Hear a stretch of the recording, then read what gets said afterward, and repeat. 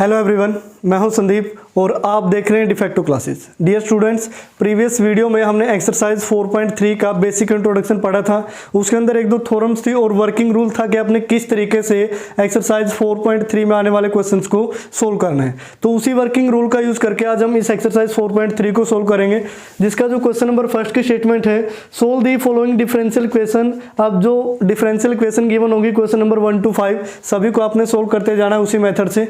तो जो फर्स्ट का फर्स्ट पार्ट है, double derivative -3 into single derivative plus 2y equal to क्या है, sin 3x। तो पहले इसको सोल्व कर लेते हैं।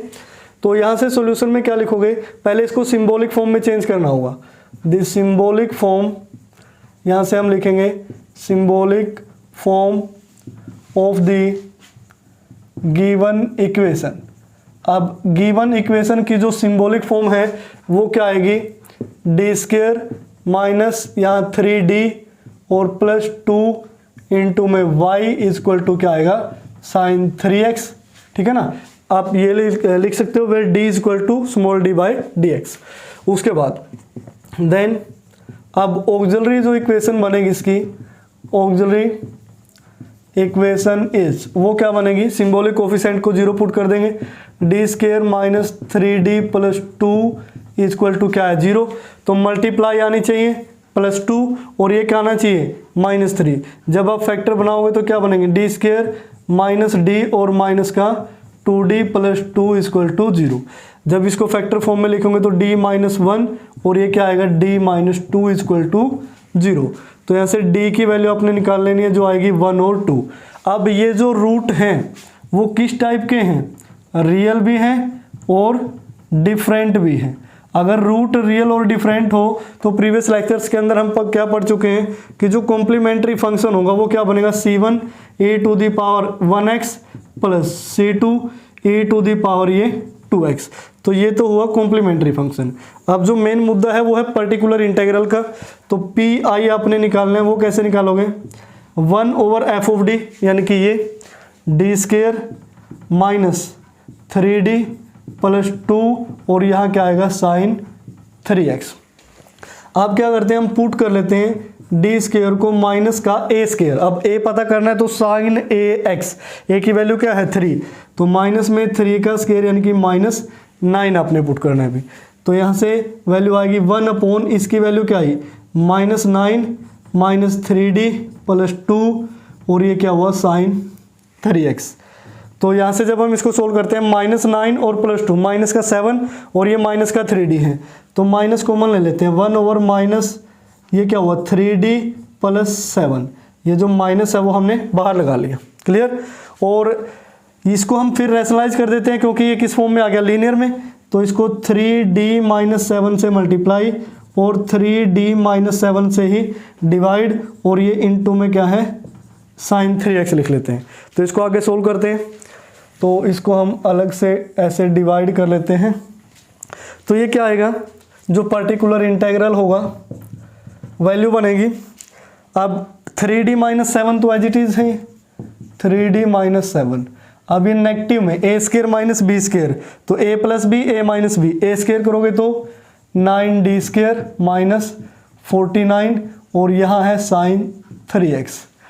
तो अब वैल्यू पुट करेंगे 3d - 7 और नेगेटिव में 9 इंटू डी स्क्वायर की वैल्यू क्या है, माइनस का 9 माइनस 49 और ये क्या आया, sin 3x।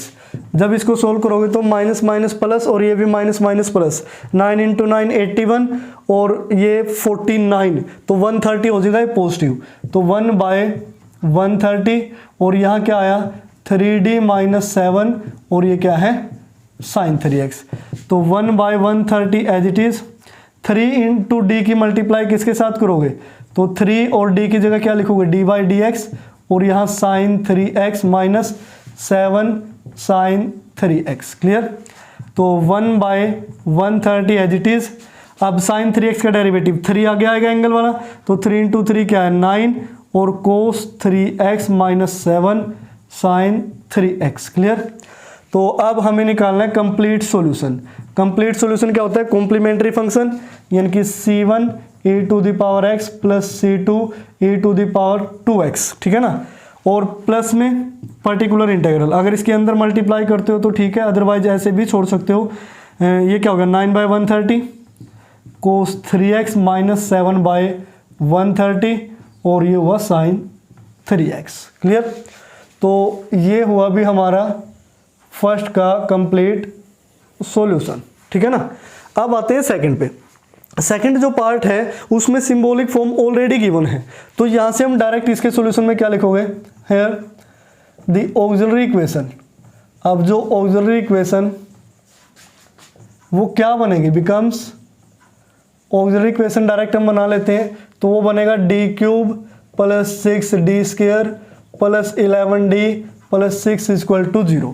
अब आपने क्या करना है, इसको फैक्टर करना है हिट एंड ट्रायल मेथड से या सिंथेटिक डिवीजन या जैसे भी आप इसको करना चाहें, बस आपने क्या करना है फैक्टराइज, वो आपका काम है। मैं यहाँ से जो फैक्टराइजेशन को डायरेक्ट लिख देता हूँ ताकि थोड़ा टाइम बचे। तो वो जो फैक्टर इसके बनेंगे वो बनेंगे d + 1 d + 2 और d + 3। जब आप फैक्टराइजेशन करोगे तो क्लास 9 का काम हो गया। तो यहाँ से d की 3 वैल्यू आएंगी -1 -2 -3। अब ये जो रूट है वो किस टाइप के हैं, रियल हैं तीनों, और तीनों के तीनों क्या हैं, अलग अलग हैं, यानी कि डिफरेंट है। तो यहाँ से जो कॉम्प्लीमेंट्री फंक्शन बनेगा वो क्या बनेगा, c1 e⁻ -1x + c2 e⁻ -2x + c3 e⁻ -3x। तो ये तो आया कॉम्प्लीमेंट्री फंक्शन। अब निकालते हैं पर्टिकुलर इंटीग्रल। अब पर्टिकुलर इंटीग्रल जब निकालोगे तो 1/f(d), यानी कि 1 यहाँ से वैल्यू क्या आएगी d³ + 6d² + 11d + 6 और यहाँ क्या है 2 sin x। तो हमें d² की जगह -a² पुट करना है। तो जो यहाँ a की वैल्यू है sin ax वो क्या है 1, तो यहाँ पे हम क्या करेंगे पुट d² = माइनस में 1 का स्क्वायर पुट करने का, तो यहाँ से वैल्यू क्या आएगी -1 ही आएगी। तो उसके बाद है 1/d³ को क्या लिख सकता हूँ मैं, d² × में d, और d² की वैल्यू क्या है -1, तो ये क्या हुआ -d प्लस d² की जगह -1 पुट करोगे तो ये -6 हो जाएगा, प्लस 11d और 11d + 6 और ये 2 sin x हो गया। तो ये 6 और 6 तो एक दूसरे को खा गए, तो -d और 11d क्या हुआ 1/10d, ठीक है ना। अब ये लीनियर फॉर्म में आ चुका है, तो हम क्या करते हैं d से मल्टीप्लाई कर लेते हैं और d से ही डिवाइड कर लेते हैं, d/d² लिख लिया इसको, और यह है 2 sin x।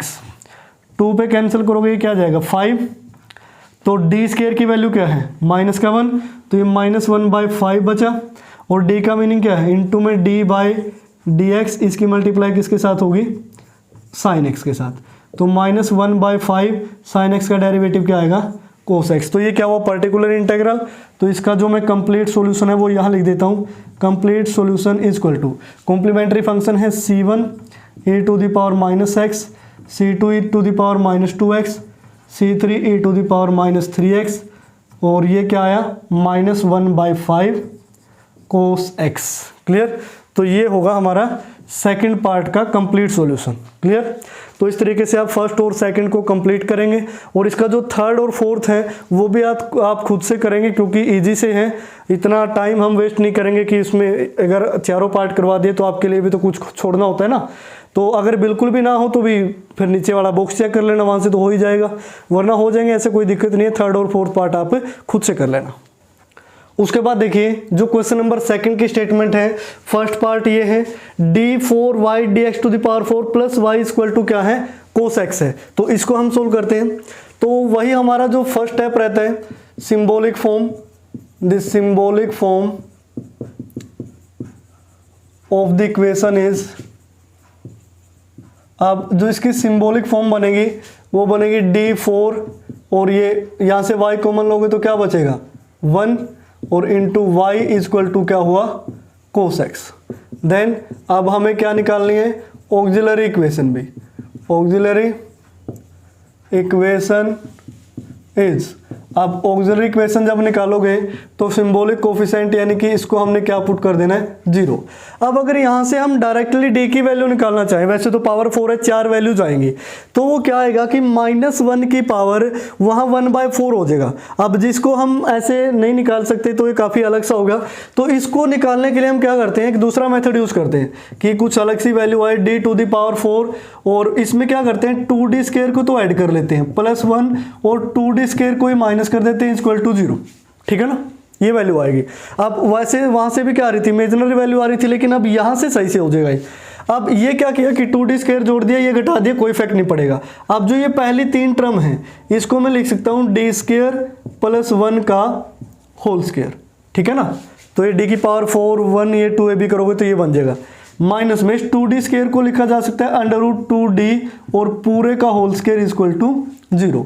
तो ये क्या बना, a² - b², इसको हम लिख सकते हैं a + b यानी कि +√2d और +1 यानी कि b ऐड कर दिया, और a - b करोगे तो d² माइनस का √2d और +1 = 0, यानी कि ये मैंने बीच में लिख लिया, ये 1 बाद में लगा दिया ताकि ये क्वाड्रेटिक फॉर्म में रहे।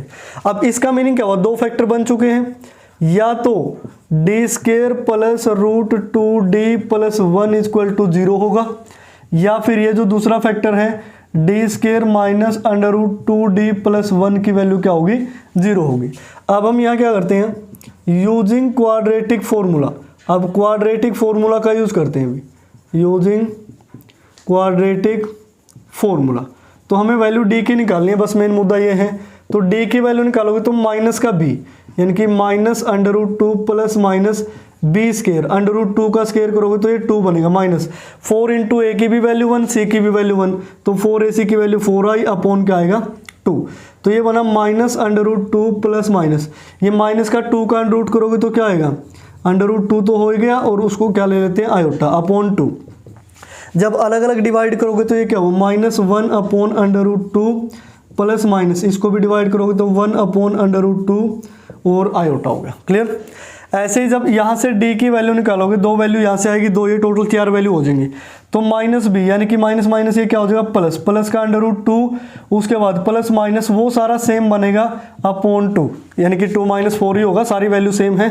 तो जब इसको अलग अलग डिवाइड करोगे तो ये बनेगा 1/√2, ये अब पॉजिटिव हो गया, बस डिफरेंस इतना आया, और + ये यहाँ √ आएगा, तो 1/√2 आयोटा। क्लियर। अब ये टोटल 4 रूट आ चुके हैं, 2 रूट यहाँ पे, 2 रूट यहाँ पे। अब ये जो चारों रूट हैं वो किस टाइप के हैं, ये इमेजिनरी टाइप के हैं, प्लस और चारों के चारों रूट क्या हैं, डिफरेंट यानी कि अलग अलग हैं भी, ठीक है ना।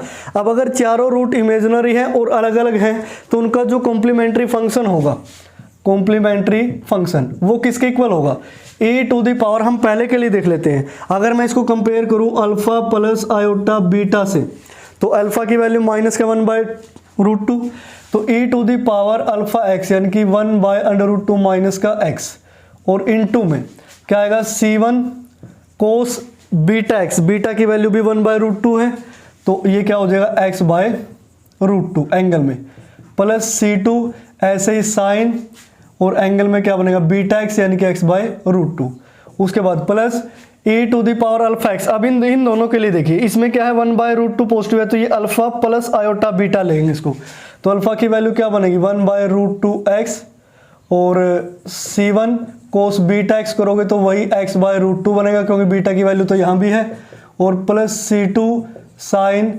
x/√2, और ये हुआ कंप्लीट, ठीक है ना। तो एक कॉम्प्लीमेंट्री फंक्शन आ गया अभी। अब है हमें पर्टिकुलर इंटीग्रल निकालना है।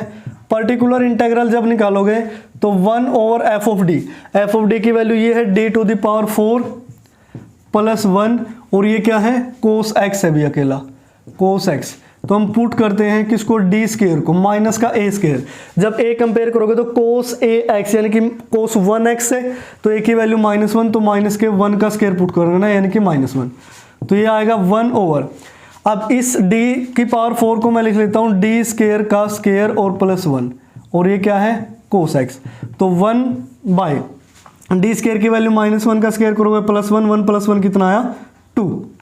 उसके बाद 1/2 हो गया, ये क्या है कोस एक्स, जो किसकी वैल्यू आई पर्टिकुलर इंटीग्रल की। अब कंप्लीट सॉल्यूशन निकालोगे तो complementary function plus particular integral, ये हमारा कॉम्प्लीमेंट्री फंक्शन था, इसमें आपने क्या ऐड कर देना प्लस 1/2 कोस एक्स, ठीक है ना, यानी कि ये सारा और प्लस 1/2 कोस एक्स, तो वो हमारा क्या बन जाएगा कंप्लीट सॉल्यूशन। तो मुझे दोबारा नहीं लिखना पड़ेगा अभी।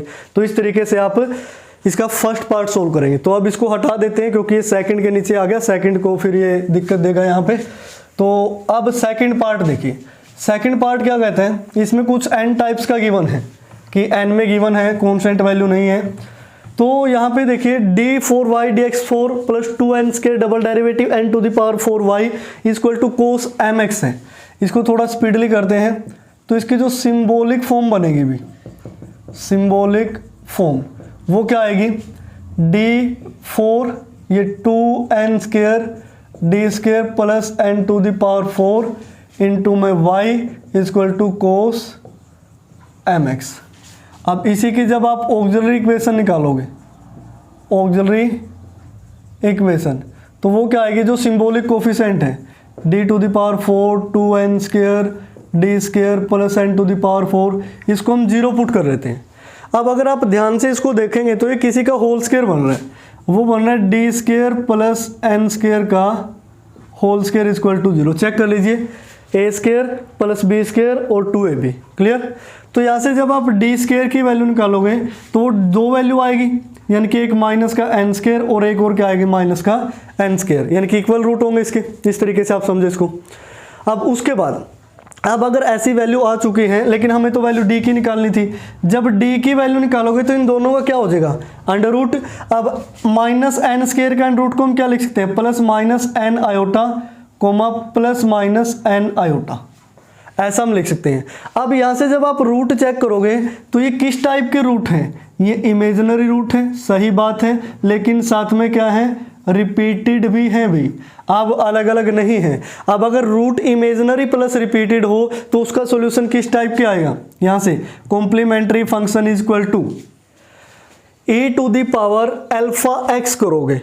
जब हम इन रूट्स को अल्फा प्लस आयोटा बीटा से कंपेयर करेंगे, अब अल्फा तो दोनों में है ही नहीं, 0 है, तो ये क्या बनेगा e to the power 0x into में c1 plus c2x, c1 plus c2x, और साथ में क्या आएगा कोस बीटा x, यानी कि क्या बना nx। उसके बाद अगले दो के लिए प्लस, अब c3 यूज होगा, c3 प्लस c4x, और यहाँ साइन बीटा x करोगे तो ये क्या बनेगा साइन nx, क्लियर। और e to the power 0x क्या है, e टू द पावर 0, यानी कि ये क्या होगा 1, तो ये आपको लिखने की जरूरत भी नहीं है, क्लियर। तो ये हुआ हमारा कॉम्प्लीमेंट्री फंक्शन। अब निकालते हैं इसका पर्टिकुलर इंटीग्रल, वो 1/d करोगे तो ये लिखा जा सकता है d² माइनस प्लस था ना n² का होल स्क्वायर, और साथ में क्या है कोस mx। अब यहाँ a की वैल्यू क्या है, put d² equal to a का स्क्वायर, यानी कि कोस ax, a की जगह m है तो माइनस m² पुट कर देना अभी d² की जगह। जब ये पुट करोगे तो 1 ओवर ये माइनस m², और उसके बाद प्लस का क्या है n², और यहाँ क्या आएगा कोस mx। अब देखो m² में से n² घटा के स्क्वायर करो तब भी वही आएगा, n² में से n² घटा के स्क्वायर करो तब भी वही आएगा, यानी कि 4 माइनस 2 का स्क्वायर भी वही होता है और 2 माइनस 4 का स्क्वायर भी वही होता है। तो इसमें से हम नेगेटिव कॉमन लेके इसको इस तरीके से लिख सकते हैं कि 1 ओवर m² माइनस n², और ये क्या हुआ कोस mx। ये किसकी वैल्यू आई, पर्टिकुलर इंटीग्रल की। तो अब यहाँ से जो कंप्लीट सॉल्यूशन होगा वो क्या होगा, complementary function plus particular integral. अब complete solution is equal to ये क्या था c1 प्लस c2x इंटू में है कोस nx plus c3 plus c4x, और ये क्या था साइन nx, और प्लस में ये क्या आया है 1 ओवर m² माइनस n² और कोस mx। तो ये आपका क्या होगा कंप्लीट सॉल्यूशन, क्लियर। तो इस तरीके से आप इसका सेकंड पार्ट भी कंप्लीट करेंगे। उसके बाद क्वेश्चन नंबर 3 देखिए, जो थर्ड की स्टेटमेंट है D to the power 4y dx to the power 4 minus a to the power 4y equal to क्या है, साइन x, साइन ax। तो यहां से देखिए द सिंबॉलिक फॉर्म, अब जो सिंबॉलिक फॉर्म बनेगी इसकी, symbolic form of the equation, अब वो क्या बनेगी, ये बनेगा D to the power 4 minus a to the power 4 into में y equal to sine ax। Clear. अब उसके बाद ऑक्सिलरी इक्वेशन हमें निकालनी है, then auxiliary equation is, auxiliary equation क्या बनेगी, अब वो क्या करते हैं, इसको हम जीरो पुट कर लेते हैं, D to the power 4 minus a to the power 4 equal to zero, यानी कि जो y का सिंबॉलिक कोफिशिएंट होता है। अब उसके बाद अब यहाँ से जो d टू द पावर 4 की वैल्यू आई वो a टू द पावर 4 आई। अब आपको लग रहा होगा कि सर d की वैल्यू तो a आ गई, इतना सिंपल नहीं है भी कि d की जगह हम a लिख दें। अगर d की जगह a लिख दिया, d की तो पावर 4 है, 4 वैल्यूज एग्जिस्ट करेंगे d की, ठीक है ना। अब वो चारों वैल्यू निकालनी है, तो हम क्या करते हैं, taking square root both side we get d square equal to a to the power 4 का जब स्क्वायर रूट करोगे तो प्लस का a स्क्वायर भी आ सकता है, माइनस का a स्क्वायर भी आ सकता है। क्लियर। अब यहां से जब d की वैल्यू निकालोगे, अगर वो प्लस का a स्क्वायर आया होगा तो a स्क्वायर का अंडर रूट करोगे तो क्या आएगा, या तो वो प्लस का ही आएगा या फिर माइनस का ही आएगा, या फिर अगर माइनस का a स्क्वायर होगा यानी कि d square equal to minus का a स्क्वायर, उसका अगर अंडर रूट करोगे तो प्लस माइनस a आयोटा आएगा, यानी कि ये 4 रूट आएंगे। इसको ऐसे सिंपली मत कर देना कि पावर 1 बाय ये पावर 4 से 4 कैंसिल कर दिया, d इक्वल टू a करके सीधा सॉल्यूशन निकाल दो, तो वो गलत हो जाएगा। ये चेक किया करो कि डिग्री क्या है इक्वेशन की, उस डिग्री के हिसाब से हम क्या फाइंड आउट करते हैं, उसके रूट, यानी कि जितनी डिग्री उतने ही रूट। तो ये तो सिंपल सा फंडा है। अब अगर हम यहाँ से रूट चेक करते हैं तो ये वाले जो 2 रूट हैं ये तो क्या है, रियल है, लेकिन है भी अलग अलग, एक प्लस का एक माइनस का है। ये जो दोनों रूट हैं ये क्या है, इमेजिनरी है और है भी अलग अलग, और प्लस सारे क्या हैं, अभी तो मैं बोल रहा था डिफरेंट है, भी रियल भी इमेजिनरी भी और डिफरेंट भी, सारे रूट आ गए। तो यहाँ से जो कॉम्प्लीमेंट्री फंक्शन बनेगा, पहले तो रियल वाले के लिए बना लेते हैं। रियल के लिए क्या बनेगा, c1 e to the power plus का ax plus c2 e to the power minus का ax। अगर आप ऐसा लिखते हैं कि माइनस a को पहले लिख लेते हैं, a को बाद में लिख लेते हैं, कोई इफेक्ट नहीं पड़ेगा, c1 c2 क्या है, कांस्टेंट। कईयों को ये लगता है सर पीछे आंसर में c1 e to the power minus का ax, शायद ऐसा भी दे रखा हो कि उसने माइनस वाला पहले ले लिया हो, इससे कोई इफेक्ट नहीं पड़ेगा भी। प्लस अब आगे क्या होता है, e to the power alpha x, alpha तो यहाँ है ही नहीं यानी कि 0x, और साथ में क्या आएगा c1 cos beta x, beta की जगह तो क्या है a, तो cos ax plus c2 sine ax। तो ये हुआ हमारा complementary function. e to the power 0x ये क्या हो गया 1, इसको हटा सकते हो और इसी के साथ हमारी ब्रैकेट भी हट जाएंगे। तो ये कंप्लीट क्या हुआ कॉम्प्लीमेंट्री फंक्शन। अब मुद्दा आता है पर्टिकुलर इंटीग्रल का कि पी आई की वैल्यू कैसे निकालते हैं।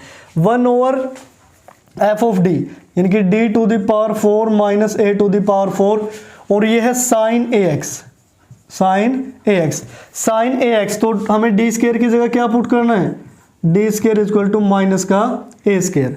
जब d स्क्वायर की जगह माइनस का a स्क्वायर पुट करोगे तो मैं इसको आगे लिख लेता हूं पर्टिकुलर इंटीग्रल, इसको हम क्या लिख सकते हैं 1 बाय, ये d स्क्वायर का स्क्वायर है, d स्क्वायर का स्क्वायर और minus a to the power 4 sine ax, तो 1 बाय, अब d स्क्वायर की जगह माइनस का a स्क्वायर और उसका स्क्वायर करोगे तो इसका होल स्क्वायर होगा, तो माइनस माइनस प्लस, और ये क्या बना a to the power 4 minus a to the power 4 sine ax, ये 1/0 फॉर्म बन गई। दिस मीन्स ये हमारा क्या हो जाएगा, केस ऑफ फेलियर, ठीक है ना। तो एक केस ऑफ फेलियर आ गया, अब काफी टाइम के बाद दर्शन दिए हैं इसने, तो केस ऑफ फेलियर आया है। तो उसके बाद जो हमारा नेक्स्ट स्टेप क्या रहता है कि 1 ओवर डेरिवेटिव ऑफ किसका, ये जो d टू द पावर 4 एक पावर 4 था ये साइन ax का हमें लेना होता है। जब डेरिवेटिव करोगे तो 1 बाई ये क्या बनेगा 4d क्यूब, और a टू द पावर 4 क्या है कांस्टेंट, तो डेरिवेटिव क्या होगा 0, और इनटू में क्या आया साइन ax। अब हमें d की जगह क्या पुट करना है, वही माइनस का स्क्वायर 1 बाय, इसको मैं क्या लिख सकता हूँ d क्यूब को d स्क्वायर इंटू डी, और वर्किंग रूल में क्या पढ़ा था, अकेले d की जगह कुछ नहीं पुट करना, सिर्फ d स्क्वायर, d स्क्वायर को तो बना दिया माइनस का a स्क्वायर, तो ये बना माइनस 4a स्क्वायर d और साइन ax। अब आपके माइंड में ये भी आ रहा होगा सर कि डी से मल्टीप्लाई डी से डिवाइड कर ले, नीचे स्क्वायर बन जाएगा, ऊपर डी इसका हम डेरिवेटिव कर देंगे। वो भी बिल्कुल सही है, लेकिन ये जो 1/d है अकेला मिल गया, इसका मीनिंग इंटीग्रेशन भी तो होता है कि जो 1/d होता है उसका मीनिंग क्या होता है, साइन ऑफ इंटीग्रेशन, यानी कि इंटीग्रेशन करना हमें फंक्शन का। ये भी प्रीवियस थ्योरम के अंदर आ चुका है। अगर हम इसको ऐसे लिख सकते हैं -1/4a² या फिर माइनस को यही लगाओ, कोई इफेक्ट नहीं पड़ेगा। और इस 1/d का मीनिंग क्या होगा, integration of sine ax dx, ठीक है ना। तो 1/-4a², साइन x का इंटीग्रेशन क्या होगा, कोस ax, और वो किसका होगा, माइनस का, तो माइनस माइनस क्या बना देगा, प्लस, और डिवाइड में ax का डेरिवेटिव क्या आएगा, a, और a से मल्टीप्लाई करोगे तो ये क्या बन गया, a³। तो ये पर्टिकुलर इंटीग्रल आया, ये कॉम्प्लीमेंट्री फंक्शन आया। तो जो कंप्लीट सॉल्यूशन होगा हमारा, कंप्लीट सॉल्यूशन, अब कॉम्प्लीमेंट्री फंक्शन ये था c1 e⁻ax, c2 e⁻−ax plus c1 cos nx plus c2। अब एक चीज देख लेना, c1 c2 लिखे हैं ना, इसको c1 c2 की बजाय c3 c4 लिख लेना भी, ताकि 4 कॉन्स्टेंट अलग अलग हो। वैसे मैंने उस हिसाब से लिख दी था ना, रियल इमेजिनरी के हिसाब से। तो साइन nx, ठीक है, और प्लस 1/4a³ cos ax, ये हो गया सॉल्यूशन। तो ये कंप्लीट सॉल्यूशन हुआ। लेकिन अब आपकी भी बात बिल्कुल जायज़ है, अगर यहाँ से हम पर्टिकुलर इंटीग्रल को इस तरीके से भी निकाल सकते हैं। दूसरा मेथड बता रहा हूँ आपको कि 1/-4a² d से तो डिवाइड कर दिया और d से ही मल्टीप्लाई कर दिया, हम इसको ऐसे भी लिख सकते हैं। और ये क्या है, साइन ax, ठीक है ना। अब इसका मीनिंग क्या हुआ, d² की जगह क्या पुट करोगे, माइनस का स्क्वायर, माइनस माइनस क्या बना देगा, प्लस, तो ये 4a⁴ और d का मीनिंग क्या होगा, derivative of sine x, derivative of sine ax। तो यहां से देखिए 1/4a⁴, इसका डेरिवेटिव करोगे तो a आगे आएगा और cos ax, a से ये कैंसिल होगा, एक पावर तो यहाँ कितनी बचेगी, 3, तो 1/4a³ और यहाँ cos ax। यानी कि अब देखो क्या कोई इफेक्ट पड़ा भी इससे कुछ अलग आंसर आ गया, ऐसा तो कुछ नहीं। अब मैंने यहाँ इंटीग्रेशन ले लिया, आपने ऐसे करना तो आप ऐसे कर सकते हो। दोनों मेथड है, गलत कोई भी नहीं है। जो भी आप तरीका यूज करें वो एक्चुअल में एग्जिस्ट करता हो, वो सही हो, उसमें कोई मिस्टेक ना हो, तो आपका आंसर भी जरूर मैच होगा भी। क्लियर। उसके बाद तो ये तो है हमारा फर्स्ट पार्ट। अब फर्स्ट और सेकंड में अंतर बता दीजिए क्या है बस। अब फर्स्ट की जो इक्वेशन थी उसमें इसने a को रिप्लेस कर दिया है m से, भी a की जगह पे इसने m लिख दिया और उसको सेकंड पार्ट बना दिया इस थर्ड का। तो क्या जरूरी था, भी इसके बिना काम अधूरा था, इसको रहने देते। ऐसे तो फिर m का n भी बना देगा, n का p भी बना देगा, आंसर तो वही आना है। अब जहां जहां भी इसमें m है वहां वहां हमने अभी क्या लिया था, a लिया था, तो इसका आंसर भी क्या आएगा, इसी टाइप का होगा इसका कंप्लीट सॉल्यूशन भी। किस टाइप का, c1 e⁻mx, c2 e⁻−mx, c3 cos mx plus यहाँ से ये c4 लिखना था ना, तो ये c4 sin mx, ये सारा का सारा एज इट इज हो जाएगा, ठीक है ना। तो इस तरीके से अब ये ax था तो यहाँ भी a लिखें, भी ये बार बार मिस्टेक हो जाती है, तो इस चीज़ का आप ध्यान रखें। क्लियर। ये a की जगह बस क्या आएगा, m आएगा और कुछ भी नहीं आएगा, सारा का सारा एज इट इज रहेगा। तो फर्स्ट भी और सेकंड भी दोनों पार्ट आप कंप्लीट करेंगे। और उसके बाद जो थर्ड पार्ट है, शायद इसका एक और रहता है, थर्ड पार्ट आप खुद से कर लेना भी, क्योंकि 2 हो गए तो तीसरा तो आसानी होगा। उसके बाद क्वेश्चन नंबर 4 देखिए। जब आप 4 की स्टेटमेंट चेक करते हैं तो ये हमें ऑलरेडी सिंबॉलिक फॉर्म में गिवन है, लेकिन इसमें खास चीज़ क्या है कि राइट साइड में साइन स्क्वायर एक्स लिखा है। अब जो पहले 3 क्वेश्चन आए थे उसमें साइन एक्स, कोस एक्स, इस टाइप की फॉर्म हमें गिवन थी, डायरेक्टली हम ए की वैल्यू निकाल रहे थे। अब यहाँ से देखो, अब आपको लग रहा है कि सर यहाँ से जो ए की वैल्यू है वो कैसे आएगी, तो साइन स्क्वायर एक्स है, अगर साइन 2x होता तो ए की वैल्यू आ जाती 2। अब ए की वैल्यू निकालने के लिए हम देखिए इसको कैसे सोल्व करते हैं।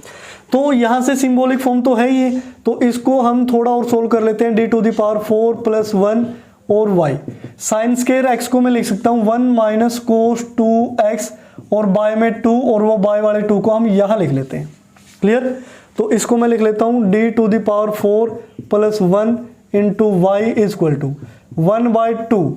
इस 1 को लिख लेता हूँ मैं e⁻0 - cos 2x, क्लियर, ऐसा हम लिख सकते हैं। अब ऐसा क्यों लिखा उसका रीज़न अभी पता लग जाएगा आपको। तो ये है, उसके बाद यहाँ से ऑक्सिलरी इक्वेशन निकालते हैं। Then auxiliary equation auxiliary equation क्या बनेगी, डी टू द पावर 4 + 1 = 0। अब क्या इसको देख के आपको कुछ याद आ रहा है कि डी की पावर 4 + 1 = 0? अगर याद नहीं आ रहा तो सेकंड का फर्स्ट पार्ट वीडियो रिवाइंड करके देख लीजिए, वहां से आपको याद आ जाएगा। यहाँ से हमने डी की वैल्यू निकाली थी, 4 वैल्यू आई थी डी की। एक तो थी 1/√2 ± 1/√2 आयोटा, और दो थी -1/√2 और +-1/√2 आयोटा। ठीक है ना। अब शायद आपको याद आ गया हो। तो यहाँ से जो बीच के स्टेप है वो मैंने खा लिए हैं, यानी कि वो मैं आपको नहीं करवाऊंगा, डायरेक्ट आपने वैल्यू निकालनी है। तो यहाँ से जो कॉम्प्लीमेंट्री फंक्शन है वो किसके इक्वल होगा, e⁴ यानी कि 1/√2x इंटू में c1 cos βx करोगे तो cos x/√2 plus c2 sin βx करोगे तो x/√2। क्लियर, प्लस उसके बाद ये वाली वैल्यू e⁻ -1/√2x और यहाँ से c1 cos x/√2 plus c2 sin x/√2। Clear, तो ये हो गया हमारा कॉम्प्लीमेंट्री फंक्शन। अब पर्टिकुलर इंटीग्रल निकालोगे तो क्या आएगा, 1/d⁴ + 1, और ये क्या है 1/2, इसको 1/2 को यहाँ लगा लो, और इंटू में e⁻0 - cos 2x लिखोगे। तो जब अलग अलग से मल्टीप्लाई करोगे 1/2 1/d⁴ + 1 e⁻0 माइनस यहाँ से 1/2 1/d⁴ + 1 और cos 2x। अब ये जो फर्स्ट वाला पार्ट है इसमें पुट करोगे d को = 0 और इसमें पुट करोगे d² को, a की वैल्यू क्या है 2 - 2 का स्क्वायर क्या आएगा -4। ठीक है ना। अब देखिए यहाँ d को 0 क्यों पुट किया, अगर d² करते तब भी 0 आता, लेकिन ये e वाला केस है जो प्रीवियस एक्सरसाइज का, ये साइन कोस वाला नहीं है, तो उसमें तो हम d को a ही पुट करते थे। क्लियर, तो ये ध्यान रखना, या फिर जैसे भी आप करो इसको 0 पुट करना है, बस मुद्दा ये है। तो 1/2 ये 0 + 1 1/1 e⁻0 1 है तो 1/2 ही रह गया, माइनस अब d² का स्क्वायर है -4 का स्क्वायर करोगे तो क्या आएगा 16 + 1 17 17 × 2 कितना हुआ 34 और cos 2x। तो ये क्या आया PI पर्टिकुलर इंटीग्रल। अब कंप्लीट सॉल्यूशन निकालोगे तो क्या होता है complementary function plus particular integral. Complementary function ये है, पर्टिकुलर इंटीग्रल ये है, दो इसको पहले लिखो प्लस करो इसको बाद में लिख दो, तो ये हमारा क्या हो जाएगा आंसर हो जाएगा, रिक्वायर्ड सॉल्यूशन हो जाएगा भी। क्लियर, तो ये है आपका पार्ट फर्स्ट। अब आते हैं पार्ट सेकंड पे। जो पार्ट सेकंड है वो क्या कहता है, अब पार्ट सेकंड को करने के लिए जो ये वाला है ये हमें तंग करेगा, तो मैं इसको अलग से हटा देता हूँ। ठीक है ना, तो ये हटा दिया, अब ये तंग नहीं करेगा। उसके बाद है जो पार्ट सेकंड है d² + 1 d² + 4 × y, ये मतलब ऑलरेडी सिंबॉलिक फॉर्म में है, लेकिन जब इसकी राइट साइड देखते हो तो इस वाली राइट साइड की तरह आपको ये लगता है भी ये तो चलो फिर भी सोल्व होगी थी, ये तो 2 बार कोस दे रखा है और है भी मल्टीप्लाई में, प्लस में होता तो शायद हम कुछ कर लेते। तो इसको भी हम ऐसे ही सोल्व करते हैं। तो यहाँ से d² + 1 d² + 4 × y, इसको क्या करते हैं 2 से तो डिवाइड कर लेते हैं और 2 से ही इसको मल्टीप्लाई कर लेते हैं, x/2 cos 3x/2। ठीक है ना, तो ये बना d² + 1 d² + 4 y 1/2। 2 cos A cos B का फॉर्मूला क्या होता है cos A + B और प्लस में cos A - B, तो cos A + B करोगे तो x + 3x 4x/2 2x plus cos A - B करोगे x - 3x माइनस का 2x/2 तो माइनस का x और cos ऑफ -x को मैं क्या लिख सकता हूँ cos x, तो बन गया काम, मल्टीप्लाई से सम में ले आए। उसके बाद देन अब इसकी ऑक्सिलरी इक्वेशन हमें चाहिए। ऑक्सिलरी इक्वेशन इज क्या बनेगी d² + 1 d² + 4 = 0। तो यहाँ से d² + 1 को जब 0 पुट करोगे तो d² की वैल्यू क्या है -1 -1 का रूट करोगे तो प्लस माइनस आयोटा, और यहाँ से -4 का रूट 2 आयोटा और ये क्या आएगा plus minus. Then complementary function is equal to, अब देखो अल्फा तो दोनों में है ही नहीं, e to the power alpha x करोगे तो 0 ही हो जाएगा।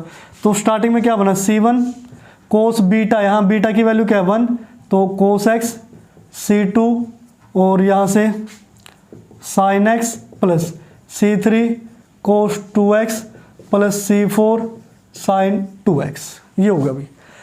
तो ये कॉम्प्लीमेंट्री फंक्शन आया। अब पर्टिकुलर इंटीग्रल निकालते हैं। पर्टिकुलर इंटीग्रल क्या आएगा 1 ओवर एफ ऑफ डी। अब एफ ऑफ डी करना पड़ेगा तो इनके चलो मल्टीप्लाई बाद में करते हैं, D square plus 1 D square plus 4 इनके साथ में है। अब ये 1/2 था तो 1/2 को यहाँ लिख लो, ये है कोस 2x plus cos x, clear. तो उसके बाद अब आता है अलग अलग मल्टीप्लाई कर लेते हैं, 1/2 या 1/2 को तो बाहर ही रखते हैं, तो 1/d square plus 1 D square plus 4 multiply हुई कोस 2x के साथ प्लस 1/d स्क्वायर प्लस 1 और डी स्क्वायर प्लस 4 मल्टीप्लाई हुई कोस x के साथ, क्लियर। 1/2। अब चलो एक बार इसको लिख लेते हैं, जब हम इसको पुट करेंगे, put D square equal to, यहाँ डी स्क्वायर क्या पुट करना है, एक ही वैल्यू क्या है 2 का स्क्वायर 4 तो माइनस का 4, यहाँ पुट क्या करना है अभी डी स्क्वायर को, ये कोस 1x है तो एक ही वैल्यू 1 तो क्या पुट करना है माइनस का 1। जब डी स्क्वायर को -4 पुट करोगे ये 1/0 बन जाएगा, ये भी क्या बन जाएगा 1/0 क्योंकि -1 + 1 0। तो यहाँ से जो हमारा आएगा ये बनेगा case of failure, case of failure बन गया भाई। अब अगर यहाँ से केस ऑफ फेलियर बन गया तो हम क्या करते हैं डेरिवेटिव। अब डेरिवेटिव करने के लिए इनकी मल्टीप्लाई की जरूरत पड़ेगी हमें, कि डी स्क्वायर प्लस 1 और डी स्क्वायर प्लस 4 की जब मल्टीप्लाई करोगे तो क्या आएगा डी की पावर 4, ये 1d स्क्वायर और 4d square 5d square plus 4, ये मल्टीप्लाई आएगी इनकी, तो 1/2। जब अब आपने केस ऑफ फेलियर के बाद डेरिवेटिव किया है तो साथ में हमें क्या लगाना पड़ता है दोनों के x, और दोनों केस ऑफ फेलियर है तो दोनों के नाम का x बाहर लगा लिया। तो यहाँ से 1 ओवर, जब डेरिवेटिव करोगे इसकी वैल्यू क्या है, ये अभी हमने मल्टीप्लाई की तो ये क्या बनेगा 4d³ माइनस प्लस 2 × 5 10d यहाँ से, तो अब आया कोस 2x प्लस, ऐसे यहाँ भी same as it is 4d³ plus 10d और ये कोस x, क्लियर। तो अब थोड़ा सा और स्पेस हमें चाहिए। अब देखो यहाँ से हमें d की वैल्यू क्या निकालनी है अभी, यहाँ से अब हम पुट करेंगे अगेन डी स्क्वायर को क्या -4 और यहाँ पुट करेंगे डी स्क्वायर को -1। तो जो फर्स्ट है particular integral equal to x/2। अब ये d³ है तो इसको मैं क्या लिख सकता हूँ डी स्क्वायर इंटू डी, और डी स्क्वायर की जगह -4 तो क्या बना माइनस का 16d बनाए, तो 1/-16d प्लस 10d और कोस 2x, क्लियर। उसके बाद प्लस ऐसे जब -1 पुट करोगे यहाँ डी स्क्वायर की जगह d³ है तो डी स्क्वायर इंटू डी लिखना है, डी स्क्वायर की जगह -1 तो -4d बचाई, तो 1/-4d प्लस 10d और कोस x, क्लियर। तो अब क्या है x/2, ये 1/16 और 10 ये माइनस का 6d कोस 2x प्लस 1/ ये प्लस का क्या बचेगा 10d था तो 6d कोस x।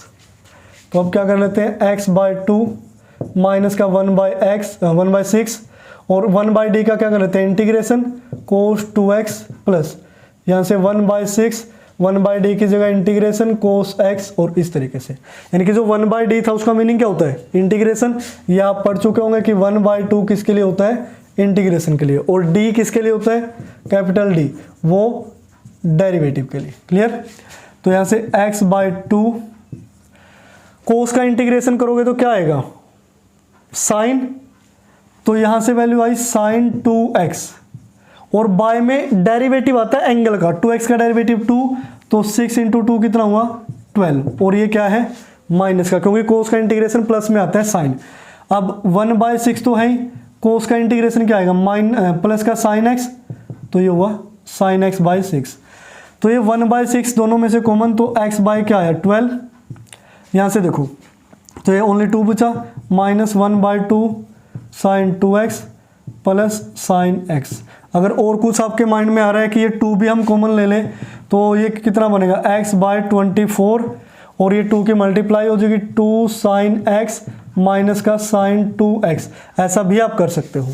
तो ये आया पर्टिकुलर इंटीग्रल। कंप्लीट सॉल्यूशन अगर चाहिए कॉम्प्लीमेंट्री फंक्शन प्लस पी को ऐड कर दो, ये है भी आपका कॉम्प्लीमेंट्री फंक्शन और जो पी ये है पी और कॉम्प्लीमेंट्री फंक्शन है ये।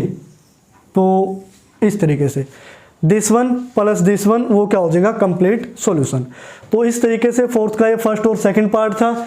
आगे आपने जो थर्ड और फोर्थ पार्ट है वो भी इसी तरीके से है, बस आपको ये राइट साइड थोड़ा कंफ्यूज करेगी। अब अगर आपको 11th क्लास के ट्रिग्नोमेट्री के फॉर्मूले याद हैं तो आप इसको कहीं ना कहीं चेंज कर दोगे, क्योंकि वो काफ़ी ईजी क्वेश्चन है, इतने मुश्किल नहीं है।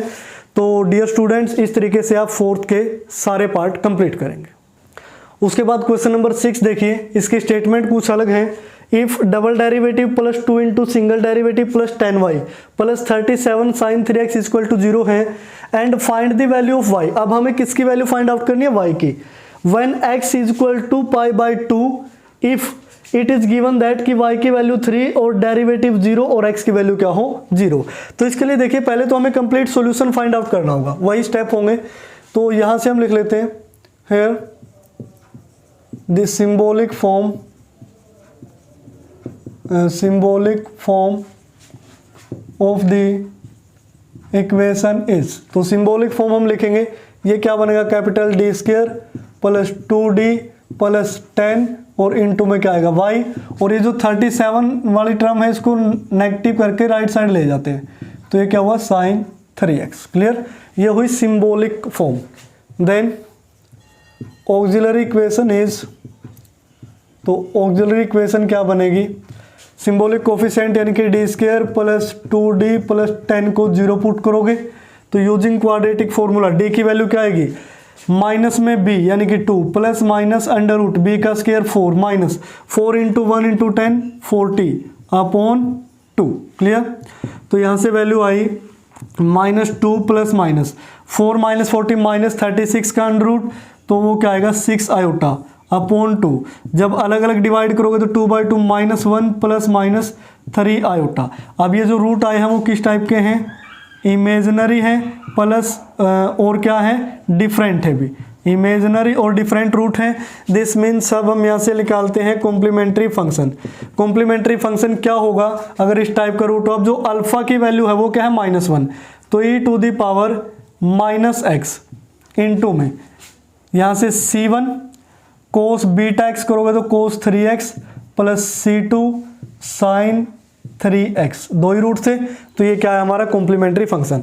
अब हम निकालते हैं पर्टिकुलर इंटेग्रल। पर्टिकुलर इंटेग्रल निकालोगे तो 1/f ऑफ d वैल्यू है d square plus 2d plus 10, और ये क्या है माइनस का 37 साइन x, तो इसके ऊपर लिख लेते हैं -37 और यहाँ साइन और 3x है भी, ठीक है ना। तो अब हम यहाँ पुट कर देते हैं डी स्क्वायर इक्वल टू ए की वैल्यू 3 है साइन x, तो माइनस में 3 का स्क्वायर करोगे तो -9 पुट करना है भी आपने। तो जब यहाँ पुट करेंगे -37 अपॉन -9 इसकी जगह पुट किया -9 और प्लस का 10 प्लस का 1 हुआ, तो ये वैल्यू क्या आई 2d प्लस 1। अब ये d की फॉर्म में लीनियर आ गई तो इसको रैशनलाइज कर लेते हैं, 2d माइनस 1 और 2d माइनस 1 से मल्टीप्लाई और साइन 3x, इसी स्टेप में रैशनलाइज कर दिया इसको। तो जब आप यहाँ से हम आगे लिख लेते हैं particular integral equal to -37 2d minus 1। अब 2d plus 1 2d minus 1 a plus b a minus b a square यानी कि 4d स्क्वायर और माइनस में 1 का स्क्वायर तो 1 आएगा और साइन 3x। अगेन हम पुट करेंगे -37 ये 2d माइनस 1, तो जब यहाँ क्या पुट करना है अभी माइनस का 9 पुट करोगे तो 9 इंटू 4 36, माइनस का 36 और माइनस का 1 तो -37 और यह है साइन 3x। 37 से ये नेगेटिव वाला कैंसिल। उसके बाद 2 इंटू 2d है ना, तो d को हम क्या लिखेंगे d/dx और साइन 3x, माइनस में 1 के साथ मल्टीप्लाई करोगे तो साइन 3x, तो ये हुआ 2 साइन 3x का डेरिवेटिव 3 cos x, 2 इंटू 3 कितना हुआ 6 cos 3x minus sine 3x। तो यहाँ से जो कंप्लीट सॉल्यूशन होगा जिसको हम कैसे लिखते हैं y इज इक्वल टू, तो कंप्लीट सॉल्यूशन होगा complementary function e to the power minus x into में c1 cos 3x plus c2 sine 3x plus 6 cos 3x minus sine 3x। अब ये सॉल्यूशन तो हमारा निकल गया। अब शुरुआत होती है यहाँ से, ये वाला जो हमें गिवन है भी y की वैल्यू 3 होगी जब डेरिवेटिव 0 होगा और x की वैल्यू 0 होगी। तो हम इसको क्या करते हैं, डिफ्रेंशिएट कर लेते हैं, differentiating with respect to x। तो ये क्या बनेगा dy बाई dx। अब देखो इसमें कौन सा रूल लगेगा, प्रोडक्ट रूल। भी first as it is second का डेरिवेटिव करोगे तो ये क्या cos 3x का माइनस का 3 sign 3x minus 3 c1 sign 3x plus अब इसका 3 आगे आएगा, साइन का क्या आएगा cos 3x। उसके बाद अब ये ब्रैकेट एज इट इज और इसका डेरिवेटिव, जब इसका डेरिवेटिव क्या आएगा माइनस में e की पावर माइनस एक्स और ये bracket as it is c1 cos 3x plus c2 sine 3x और प्लस में क्या है 6 cos 3x minus sign, sorry इसका भी डेरिवेटिव करना ना, तो डेरिवेटिव करोगे 3 आगे 6 इंटू 3 18, तो माइनस 18 होगा और साइन 3x, क्योंकि कोस का डेरिवेटिव माइनस साइन होता है, साइन का डेरिवेटिव प्लस कोस तो ये माइनस ही रहेगा 3 cos 3x। इसको हम इक्वेशन फर्स्ट मान लेते हैं, इसको इक्वेशन सेकंड मान लेते हैं। क्लियर। अब हमें वैल्यू निकालनी है। अभी ये वैल्यू हम पुट करते हैं कहाँ, इसके अंदर। अब इसके अंदर जब हम पुट करेंगे, putting y is equal to 3 और dy by dx is equal to 0, x is equal to 0 in equation first and second. अब पहले फर्स्ट में पुट करते हैं, y की जगह तो क्या पुट कर दिया 0, तो ये आया 0 इज इक्वल टू, x की जगह 0 पुट करोगे तो e की पावर x, ये क्या हो गया 0, e की पावर 0 1 हो गया।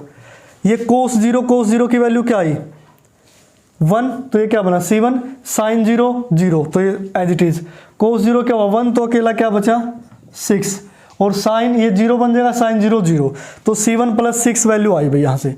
और एक मिनट रुको, यहाँ से y की वैल्यू क्या गिवन थी 3 गिवन थी, तो ये हमें 0 नहीं रखना, y की जगह क्या रखना है 3। तो यहाँ से जब हम c1 की वैल्यू निकालेंगे 3 माइनस 6 क्या है माइनस का 3, c1 की वैल्यू माइनस 3 आई कहाँ से, इक्वेशन फर्स्ट से। अब इक्वेशन सेकंड में वैल्यू पुट करते हैं, ये है इक्वेशन सेकंड, ये हमने इक्वेशन फर्स्ट से वैल्यू निकालनी है, y को 3 पुट किया था।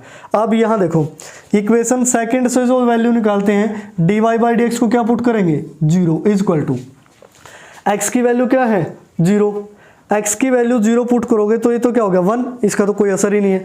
x की जगह जब 0 पुट किया इसके अंदर साइन 0 0, तो ये भी 0 होगा, ठीक है। और cos 0 की वैल्यू क्या होती है 1, तो ये क्या बचा ओनली, यहाँ से एक c2 चला गया, शायद ये c2 भी था 3c2 क्योंकि कॉन्स्टेंट था ना, तो cos 0 1, तो ये क्या बना 3c2, ठीक है ना। उसके बाद ये माइनस में cos x की जगह 0 पुट करोगे ये 1 हो गया। cos 0 क्या होता है cos 0 1, तो ये माइनस में क्या बनेगा c1, साइन 0 0 साइन 0 0 और cos 0 क्या होता है 1, तो ये क्या बना माइनस का 3, ठीक है ना। अब c1 की वैल्यू माइनस का 3 पुट करोगे तो 0 is equal to 3c2, minus minus plus 3 और ये माइनस 3 है ये कैंसिल हो गया। दिस इंप्लाइज यहाँ से जो c2 की वैल्यू आई वो क्या आई 0, c1 3 आया c2 क्या आया 0। अब हमें किसकी वैल्यू निकालनी है y की, तो हम यहाँ पुट कर देते हैं, put c1 is equal to minus 3 c2 is equal to 0 and हमें y की वैल्यू निकालनी है जब x की वैल्यू π/2 हो and x is equal to π/2 in equation first, क्योंकि इक्वेशन फर्स्ट में है ना y, तो y इज इक्वल टू, अब देखो यहाँ x की जगह हमें क्या पुट करना है π/2, जब cos 3 π/2 पुट करोगे, cos 3 π/2 x की जगह, तो cos 0 की वैल्यू क्या होती है 1 और cos π/2 यानी कि cos 90 की वैल्यू 0 होती है और 3 π/2 पे, यानी कि ये तो क्या हो जाएगा 0 हो जाएगा, ठीक है। और उसके बाद यहाँ पे देखो c2 और c2 की वैल्यू क्या है यहाँ 0, तो ये भी 0 ये भी जीरो, e की power minus pi by two, ये तो वैसे ही जीरो हो गया। यानी कि ये सारी ब्रैकेट और ये टोटल टर्म क्या होगी, जीरो, अगर हमने c2 को जीरो और x को क्या पुट कर दिया, पाई बाई टू। अब सिर्फ इनमें रहता है भी पुट करना। अब इनमें देखो कोस 3 पाई बाई टू पुट करोगे, कोस 3 पाई बाई टू की वैल्यू क्या होती है, ये भी जीरो होती है कि नहीं। उसके बाद माइनस साइन 3 और x की जगह क्या पुट करना है, पाई बाई टू। तो y इक्वल टू माइनस में साइन 3 पाई बाई टू क्या होता है, माइनस का 1, तो y इक्वल टू क्या आया, +1। This is the our final answer, ठीक है ना। तो ये हमारा क्या होगा फाइनल आंसर कि y की वैल्यू क्या आएगी 1। अब इसमें जो ये स्टेप हैं ये इंपॉर्टेंट है भी इस क्वेश्चन नंबर 6 के अंदर, यानी कि इतना तो हर कोई कर लेता है। अभी हमने बहुत सारे क्वेश्चन किए, तो आगे के कंसेप्ट आपने इस तरीके से कंप्लीट करने हैं, इस तरीके से आपने y की वैल्यू निकालनी है। बस ध्यान रखना कोई भी मिस्टेक ना हो, ना एंगल से रिलेटेड ना डेरिवेटिव से रिलेटेड। कई बार जैसे यहाँ C2 रह गया था तो हम बाद में देखा यहाँ भी C2 भी आना चाहिए था। तो ये चीज़ें ध्यान रखें क्योंकि छोटी छोटी मिस्टेक ही हमारा क्वेश्चन गलत करवा देती है। अगर हम यहाँ C2 नहीं लिखते तो ये शायद वैल्यू भी ना निकलती। क्लियर। तो इस तरीके से आप क्वेश्चन नंबर 6 कंप्लीट करेंगे। उसके बाद इस एक्सरसाइज का जो लास्ट क्वेश्चन है, क्वेश्चन नंबर 7, इसको देखिए। अब ये भी क्वेश्चन नंबर 6 के जैसा है, बस थोड़ा सा डेरिवेटिव का कंसेप्ट अलग है इसमें। अब वो डेरिवेटिव का जो कंसेप्ट है वो अलग कैसे है, जैसे यहाँ d square x upon d t square है, वहाँ d y by d x होता था with respect to x derivative, यहाँ है विद रिस्पेक्ट टू टी, ये ध्यान रखना। तो यहाँ से ये जो इक्वेशन गिवन है equal to this, given that x zero है, d x upon d t zero और टी जीरो है, तो हमें इसका सोल्यूशन फाइंड आउट करना है भी। तो स्टार्टिंग में हम लिखते हैं दिस सिंबॉलिक फॉर्म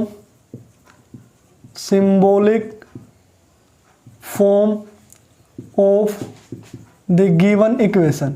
अब जो गिवन इक्वेशन की सिंबॉलिक फॉर्म बनेगी वो देखिए, ये बनेगा कैपिटल डी स्केयर और ये बनेगा यहाँ से +1, क्योंकि ये बी स्केयर बचेगा ना, एक्स हमने क्या ले लिया कॉमन, ठीक है ना, एक्स कॉमन लिया तो बी स्केयर बच जाएगा, इक्वल टू ये क्या है के कोस बी टी। क्लियर। तो इस तरीके से अब यहां पहले क्या आता था y, अब यहां क्या आ गया x, क्योंकि x की फॉर्म में गिवन है। देन अब इसकी जो ऑक्सिलरी इक्वेशन बनेगी, ऑक्सिलरी इक्वेशन इज तो वो क्या बने, D square plus b square equal to 0। तो डी स्केयर इक्वल टू क्या आया, माइनस का बी स्केयर, तो डी की वैल्यू क्या आएगी, प्लस माइनस आयोटा बी आ जाएगी भी। क्लियर। अब डी की value plus minus iota b आई है तो कॉम्प्लीमेंट्री फंक्शन क्या बनेगा। अब ये जो रूट है वो किस टाइप के हैं, इमेजिनरी है, प्लस और क्या है डिफरेंट है, प्लस माइनस भी है ना। तो यहाँ से e टू दी पावर जब अल्फा एक्स करोगे वो तो 0 होगा। अब अल्फा टी करना, एक्स नहीं करना, तो चलो जो भी है वो तो e की पावर 0 वो 0 हो गया। ये बीटा बचा है तो c1 cos beta B T लिखते हैं। अब यहाँ x नहीं लिखेंगे क्योंकि वहां देखो derivative with respect to x होता था तो यहाँ बीटा x लिखते थे, यहाँ derivative with respect to t है तो बीटा t लिखेंगे, plus c2 sine beta t. तो ये हुआ भी कॉम्प्लीमेंट्री फंक्शन। अब निकालते हैं इसका पर्टिकुलर इंटेग्रल। जब पर्टिकुलर इंटेग्रल निकालोगे तो 1/f ऑफ डी यानी कि D square plus b square, और ये क्या है k, इसको k बना लेते हैं कोस बी टी। तो अब हम पुट करेंगे डी स्केयर को माइनस का square cos a t, a की वैल्यू क्या है बी स्केयर, तो माइनस का बी स्केयर पुट किया। तो जब इसको पुट किया k upon minus b square plus b square 0, और ये क्या बना कोस बी टी, जो क्या आया केस ऑफ फेलियर। ठीक है ना, ये हमारा केस ऑफ फेलियर आ गया। अगर केस ऑफ फेलियर आता है तो हम क्या ले लेते हैं डेरिवेटिव, तो k upon D by D capital D of derivative यानी कि D square plus b square, और यहाँ से कोस बी टी, ये आपको लिखना पड़ेगा। तो आगे लिख लेते हैं इसको, particular integral is equal to. अब जब आप दोबारा से डेरिवेटिव करते हो तो साथ में वहां हम क्या लगाते थे, x लगाते थे क्योंकि with respect to x derivative था।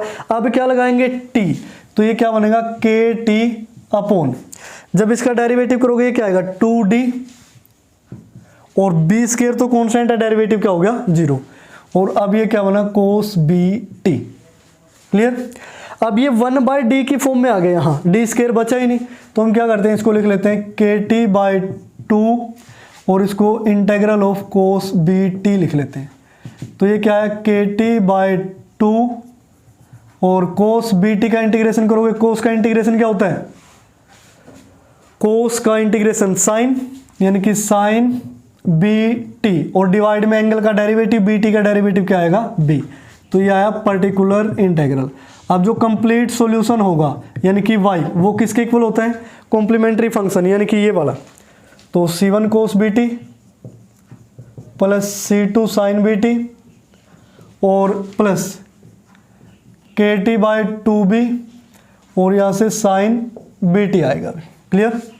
उसके बाद अब इस मुद्दे पे आते हैं कि x 0 डेरिवेटिव 0 t 0, इसको हम मान लेते हैं इक्वेशन फर्स्ट, ठीक है ना। अब अगर इक्वेशन फर्स्ट में हम ये वैल्यू पुट कर देते हैं, x की जगह 0, इसकी जगह 0 और t की जगह 0। अब देखो मैंने यहाँ y लिखा है अभी। अब कंप्लीट सॉल्यूशन को y हम कब लिखते हैं, जब वहाँ dy बाई dx होता है, लेकिन यहाँ तो क्या है dx अपॉन dt है, x की जगह तो वो t काम कर रहा है और उस y की जगह ये क्या काम कर रहा है, x। तो अभी कंप्लीट सॉल्यूशन किसके इक्वल आएगा, x के इक्वल आएगा, ना कि y के इक्वल, y का तो यहाँ काम ही नहीं है।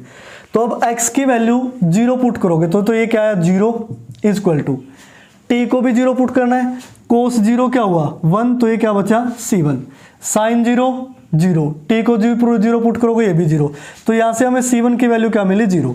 अब इसको इक्वेशन फर्स्ट को डिफरेंशिएट करते हैं, डिफरेंशिएटिंग विद रिस्पेक्ट टू, हमें dx अपॉन dt चाहिए तो विद रिस्पेक्ट टू t कर देते हैं, यहाँ से वैल्यू क्या आएगी dx upon dt is equal to cos bt का डेरिवेटिव माइनस b हो जाएगा c1 साइन bt प्लस, अब इसका भी b आगे आएगा b c2 साइन bt का कोस bt। अब यहाँ t भी है और ये साइन भी है, दो फंक्शन है तो प्रोडक्ट रूल लगेगा। तो अब ये जो फर्स्ट है प्लस kt बाई 2b, ये as it is, sine bt का डेरिवेटिव करोगे तो कोस bt और साथ में क्या लगेगा b, और b से b क्या हो जाएगा कैंसिल, प्लस अब देखो ये as it is sine bt, इसका डेरिवेटिव करोगे kt बाई 2b का, t का तो 1 हो गया तो इनटू में k बाई 2b ये कॉन्स्टेंट है तो ये एज इट इज। क्लियर। अब इसमें पुट कर देते हैं भी, जब इसमें पुट करोगे x t और इस सभी को 0, तो ये तो क्या हुआ 0 इज इक्वल टू, t को 0 पुट करोगे साइन 0 0, t को 0 पुट करोगे कोस 0 क्या हुआ 1, तो ये वैल्यू क्या है bc2, t को 0 पुट करोगे ये 0 और साइन t को यहाँ 0 पुट करोगे तो साइन 0 ये भी 0, तो bc2 0 है, जिसमें c2 की वैल्यू भी क्या आएगी 0।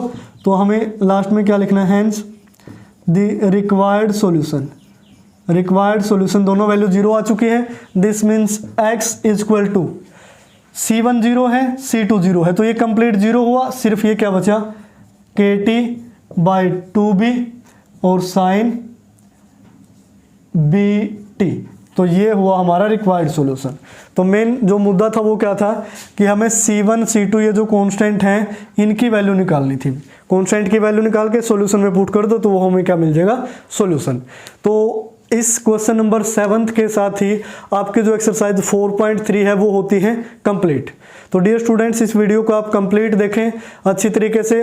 हाँ, इसमें ज़्यादातर क्वेश्चन मैंने सोल्व करवाए हैं, ये नहीं है कि बस 1-2 करवाए और सारे एक्सरसाइज की PDF डाल दी, तो वो कोई सही सा मेथड नहीं है कि मान लिया एक्सरसाइज में अगर 7 क्वेश्चन हैं कि आप 2 क्वेश्चन कराओ और 5 की PDF दे दो, वो तो एक मैथ को याद करने का तरीका होगा। हाँ, बस ये होता है भी एक क्वेश्चन के 4 पार्ट है, 2 करवा दो, 2 बच्चे खुद सोल्व कर लेंगे, या फिर 7 क्वेश्चन है उसमें से 5 तो एटलीस्ट करवाओ, 2 उनके लिए छोड़ दो, क्योंकि उनके पास एग्जाम्पल भी है और भी बहुत कुछ है उनके पास पढ़ने के लिए।